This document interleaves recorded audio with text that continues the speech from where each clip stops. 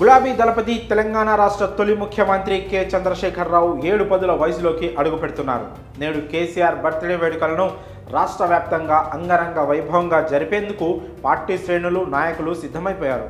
రాష్ట్రంలోనే కాక ప్రపంచవ్యాప్తంగా ఉన్నటువంటి కేసీఆర్ అభిమానులు పుట్టినరోజు వేడుకలను జరపనున్నారు. ఈ నేపథ్యంలో కేసీఆర్ పుట్టినరోజు సందర్భంగా బీఆర్ఎస్ పార్టీ కీలక నిర్ణయం తీసుకుంది.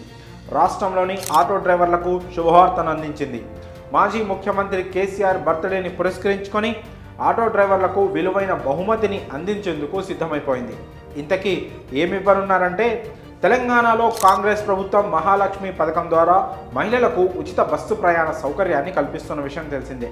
దీంతో రాష్ట్ర వ్యాప్తంగా ఆటోలు నడుపుకుంటూ కుటుంబాలను పోషించుకునే ఆటో డ్రైవర్ల నెత్తిన పిడుగుపడినట్లయింది. ప్యాసింజర్లు లేక కిస్తీలు కట్టలేక పలువురు ఆటో డ్రైవర్లు ఆత్మహత్యలు చేసుకుంటున్న విషయం తెలిసిందే. ఈ క్రమంలో వారికి అండగా ఉండేందుకు బీఆర్ఎస్ పార్టీ ఆటో డ్రైవర్ల సంక్షేమం కోసం కీలక నిర్ణయం తీసుకుంది. కేసీఆర్ పుట్టినరోజు సందర్భంగా దాదాపు 1000 మంది ఆటో డ్రైవర్లకు ప్రమాద బీమా కల్పించి బహుమతిగా ఇవ్వాలని భావిస్తోంది.